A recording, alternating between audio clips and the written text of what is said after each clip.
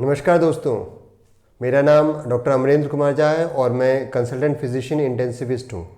आज जिस टॉपिक पर बात करेंगे वो बहुत ही कॉमन टॉपिक है।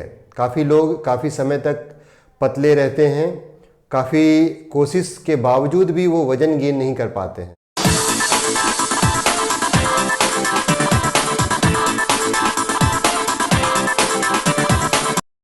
इस वज़न न गेन करने का कुछ मेडिकल कारण भी हो सकता है और कुछ जस्ट एक नॉर्मल हैबिट और नॉर्मल डाइट पैटर्न को चेंज करने से हम वो वज़न गेन कर सकते हैं। मुझे खुद याद है जब मैं स्कूल गोइंग था तब जो हमारा प्रेयर होया करता था, यदि वो लंबा चल जाता था तो उसी समय मुझे धूप में चक्कर आने लगते थे और मैं गिर जाता था। जब कॉलेज जाना शुरू हुआ तो भी मैं इतना पतला था कि कुछ दोस्त और कुछ सीनियर्स ये भी चिढ़ाते थे कि यार तू तो बहुत ही पतला है।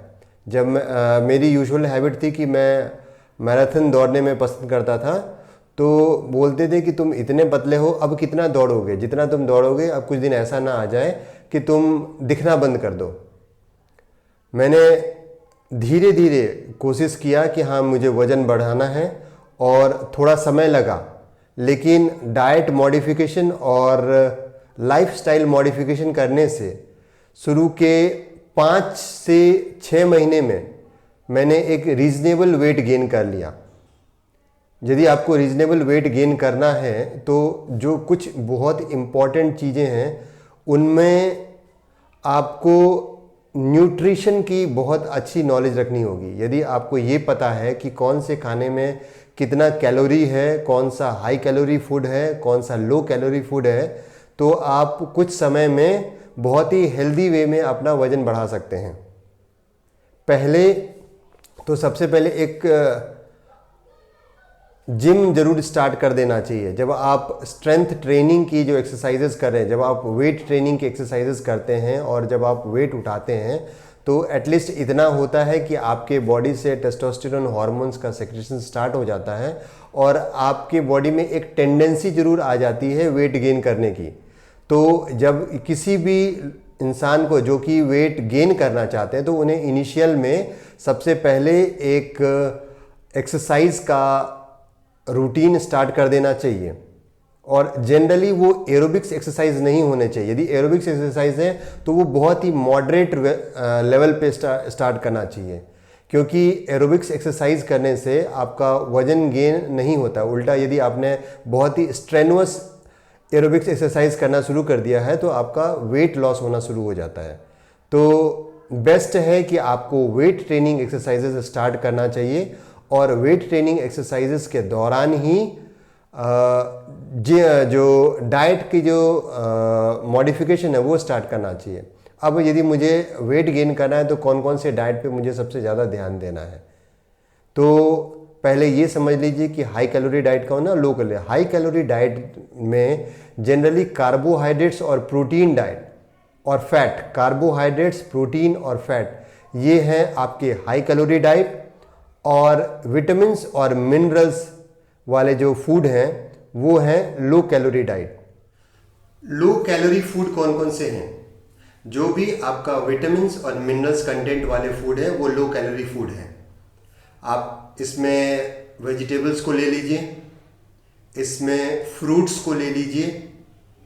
ये दोनों फ्रूट्स और वेजिटेबल्स जिन्हें भी अपना वेट गेन करने की सोचना है वो बिल्कुल भी सलाद, वेजिटेबल्स, फ्रूट्स इनका सेवन नहीं करें, क्योंकि ये वेट लॉस के प्रोग्राम्स में बहुत ही लाभकारी हैं, वेट गेन में बिल्कुल भी नहीं है।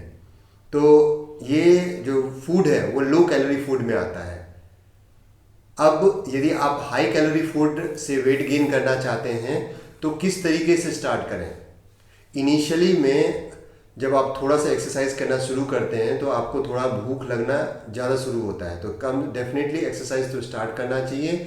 भूख लगना शुरू होता है तो मॉर्निंग में क्या करें? मॉर्निंग में आप ब्रेड लीजिए, ब्रेड पर स्लाइस, जो चीज़ का स्लाइस लगा दीजिए वो उसमें काफ़ी फैट मिलेगा, उसमें काफ़ी कार्बोहाइड्रेट्स मिलेंगे, कुछ शुगरी कंटेंट आप यदि जैम्स यदि ऐड करते हैं तो भी आपको कैलोरी अच्छी मिलती है। ये भूल जाइए कि आपको शुरू के ही 5-6 महीने में यदि आपने हाई कैलोरी डाइट फूड या हाई कैलोरी फैट यूज़ करने लग गए तो आपको कोलेस्ट्रॉल बढ़ जाएगा। आप बहुत थिन हैं, आप अपने 20s-30s एज में हैं, आपको वेट पुट ऑन करना है, तो आपको बिल्कुल इतना नहीं सोचना है कि आपने यदि थोड़े से ऐसे खाना फूड खा लिए जिसमें फैट ज़्यादा है, कार्बोहाइड्रेट ज़्यादा है, तो आपको कोलेस्ट्रॉल बढ़ जाएगा। ये 45-50 एज में होता है। इनिशियल डेज में आपका मेटाबॉलिज्म इतना स्ट्रांग रहता है कि आपका चाहे अच्छे फैट या बैड फैट कोई भी फैट लेते हैं तो आप उसको लगभग अपने शरीर में मेटाबॉलाइज कर लेते हैं। तो इनिशियल डेज में यदि आपको वेट पुट ऑन करना है तो आप उस पर फोकस करिए कि कौन हाई कैलोरी डाइट है, ना कि कौन अच्छे फैट हैं, कौन बुरे फैट हैं। वो सब आदमी 45-50 एज में आता है उसके बाद सोचता है। तो आपने इनिशियल स्टार्ट किया मॉर्निंग में कि आप हाई कैलोरी फूड में लेना शुरू करते हैं। तो जब आपका सुबह का ब्रेकफास्ट होता है तो उसमें सीरियल ग्रेन्स के कोई भी ऐसे सामान लीजिए, जैसे ब्रेड ले रहे हैं, रोटी ले रहे हैं तो उसमें जैम मिला लीजिए।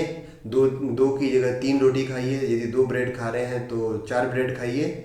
और पीनट बटर, जो भी नट्स हैं, आपका पीनट है, आपका आलमंड है, इनमें अच्छे क्वांटिटी ऑफ फैट होते हैं, तो इनको लीजिए मॉर्निंग में, इनका पेस्ट लीजिए।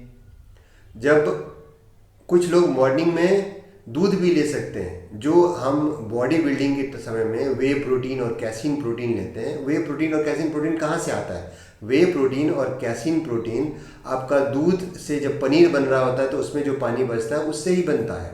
तो जो आप सप्लीमेंट्स ले रहे हैं तो उससे बेटर यही है कि आप उसको बिल्कुल नेचुरल फॉर्म में लीजिए। नेचुरल फॉर्म में बहुत ही अच्छा मलाई वाला दूध लीजिए।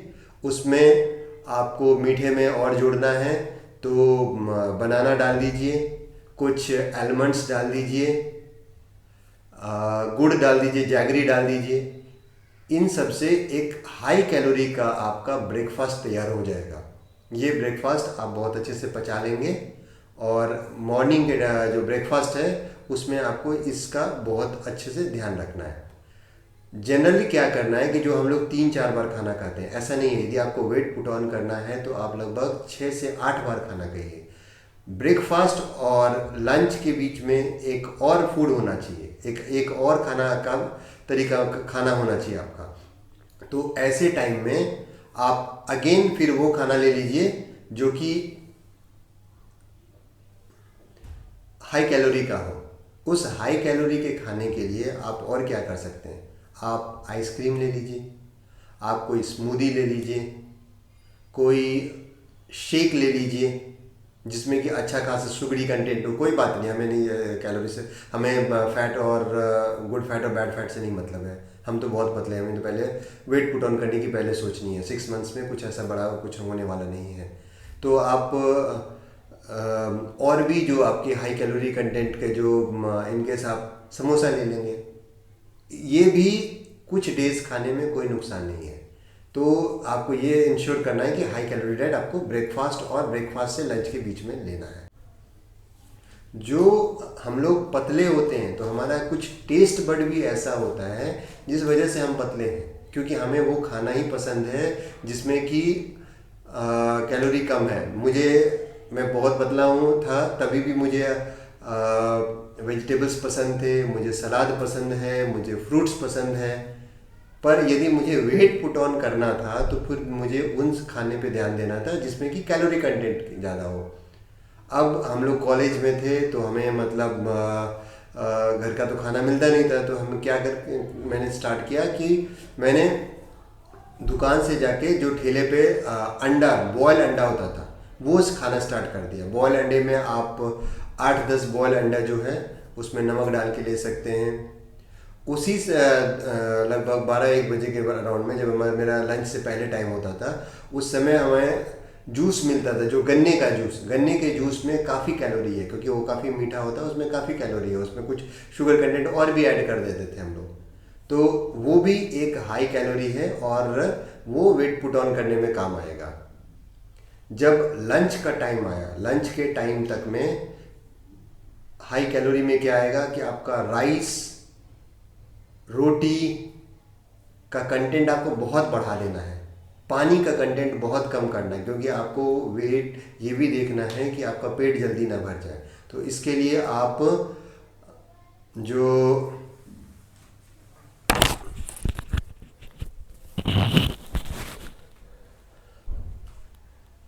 पानी है वो पानी काफ़ी कम लीजिए, उस पानी से पेट ना भरे। तो मैं इसीलिए आपको पानी कम लेना, और रोटी और चावल ये काफ़ी मात्रा में ले लेना है। सब्जी और दाल, दाल तो फिर भी अच्छे क्वांटिटी में लेंगे, लेकिन सब्जी और सलाद ये बिल्कुल ख़त्म कर देना है। वेट पुट ऑन करना है तो सब्जी और सलाद बिल्कुल ख़त्म करना है। राइस का क्वांटिटी बहुत ज़्यादा डाल दिया, उसमें दाल मिला दिया और ये ज़्यादा क्वांटिटी में ले लिया, पानी बहुत कम पिया।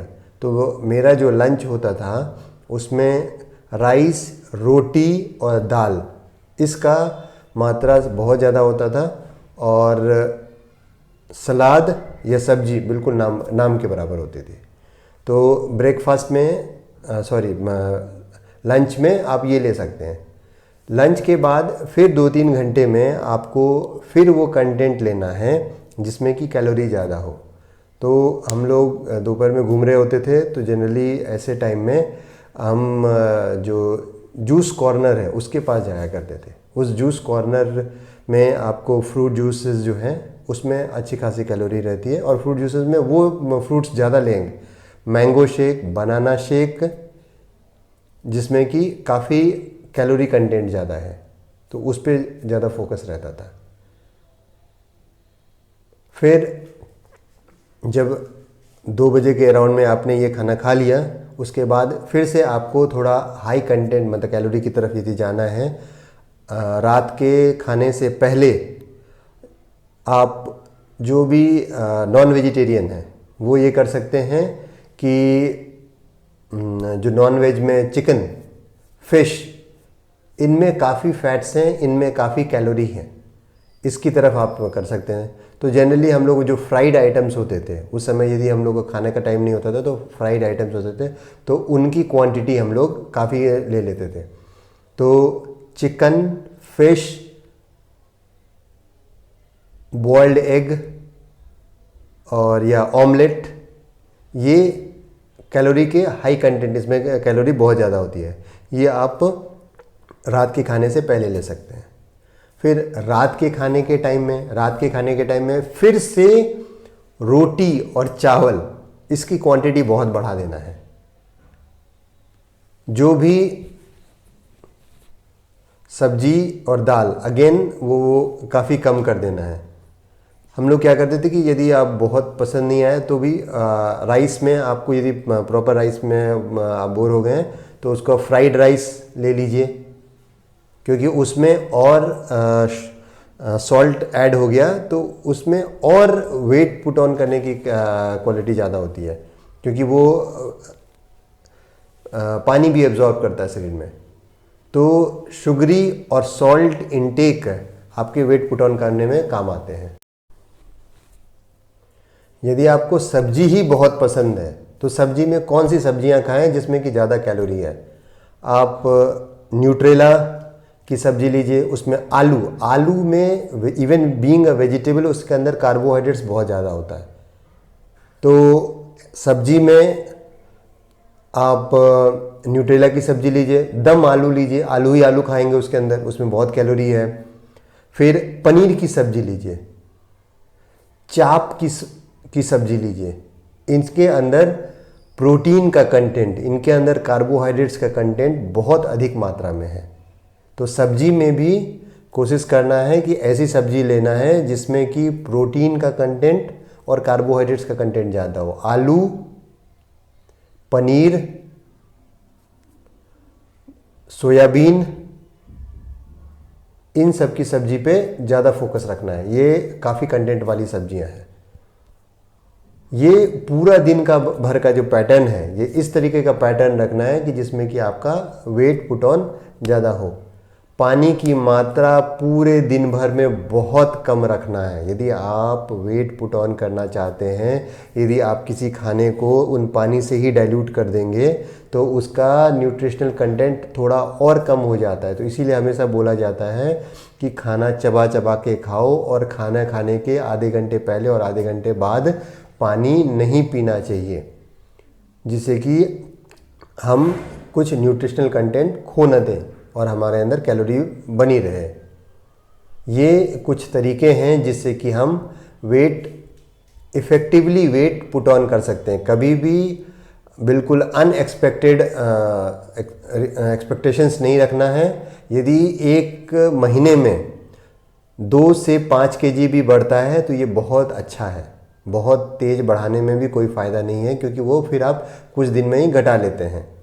मुझे जब इनिशियल डेज़ में वेट गेन करने में मुश्किल आ रही थी तो मैंने क्या किया कि जो भी हमारे उसमें हॉर्लिक्स बॉर्नवीटा का जो पैकेट आता था उसको मैं ह्यूज क्वांटिटी में, यदि मुझे उसमें हम उस एज में 2 चम्मच रिकमेंडेड थे तो मैं 4 चम्मच लेता था। इनिशियल डेज़ में ज़रूर होता है कि जब आप 2 से 3 यदि रिकमेंड है तो 3 चम्मच लेते हैं तो थोड़ा सा आपको इनडाइजेशन की प्रॉब्लम हो सकती है, लेकिन वो 1-2 दिन रहता है। लेकिन इनमें हॉर्लिक्स में बॉर्नवीटा में इनमें शुगरी कंटेंट बहुत ज़्यादा है। जो विटामिन्स मिनरल्स जो मिल रहे हैं वो तो आपको बॉडी को मिल ही रहे हैं, साथ में शुगरी कंटेंट बहुत ज़्यादा है। तो इनमें इनिशियल डेज़ में जो वेट पुट ऑन करना चाहते हैं वो वेट आपको मसल मास से बाद में आता है। 1-2 महीने के 2 महीने के बाद से मसल मास में आने लगता है। पहला तो आपका बॉडी का वाटर कंटेंट बहुत बढ़ जाता है। तो जो शुगरी खाना खाते हैं आप, उसमें क्या फ़ायदा होता है कि आपका बॉडी का वाटर कंटेंट बढ़ता है, तो उससे इनिशियल जो 2 से 4 केजी बढ़ता है वो वाटर कंटेंट से बढ़ता है। कोई बात नहीं, हमारे इनिशियल डेज में वाटर कंटेंट से बढ़ता है तो ही हमने बढ़ा, लेकिन हम सेटिस्फाइड तो हुए कि हमारा वेट गेन हो रहा है। उसके बाद से आपका 2-3 महीने बीतता है, उसके बाद आप अपना वेट ट्रेनिंग का एक्सरसाइजेस कर रहे होते हैं तो आपका मसल मास भी बढ़ना शुरू हो जाता है। तो ऐसे में हमारा वेट गेन होता है। तो इनिशियल मंथ में पानी से वेट गेन हो रहा है, उसके 2 महीने के बाद मसल मास से बढ़ रहा है। ये 20s-30s एज में बहुत ही इफ़ेक्टिव वे है अपना वेट गेन करने का। और वेट गेन जो इस समय जो वेट गेन होता है वो सस्टेन्ड होता है और इसमें आपको कोई भी आपकी बॉडी पे कोई नुकसान नहीं होता है। तो इन तरीक़ों से मैंने अपना वेट गेन किया और उसके बाद मतलब कंसिस्टेंटली ही यही मेरा वेट अभी तक चल रहा है। वेट गेन करने के लिए स्टीरॉयड्स को बिल्कुल भी मैं रिकमेंड नहीं करता हूँ। बिल्कुल और बिल्कुल भी स्टीरॉयड्स नहीं यूज़ करना चाहिए। वो आपकी बॉडी में उसके मल्टीपल साइड इफ़ेक्ट्स हैं। और प्लीज़, चाहे आप बॉडी बिल्डिंग करना चाहते हैं या सिंपली जस्ट वेट गेन करना चाहते हैं, इसमें आप कभी भी स्टीरॉयड्स नहीं यूज़ करेंगे यदि आप अपना बेनिफिट चाहते हैं। मैंने ऐसे कुछ पेशेंट्स को देखा है जो 21 साल की और 25 साल की उम्र रखते हैं, उन्होंने स्टीरॉयड्स लेना शुरू किया और आज उनको उनका जो फीमर की जो हड्डी है वो बिल्कुल गल गई है और वो बेचारे आज अब वो लिम्प करके चल रहे हैं। अब उनको, कुछ लोगों को तो हिप की रिप्लेसमेंट की ज़रूरत पड़ गई है और कुछ में इम्पोटेंसी तक आ गई है। तो स्टीरॉयड्स के लिए बिल्कुल नहीं है, बिल्कुल भी वेट गेन के लिए स्टीरॉयड्स रिकमेंडेड नहीं है।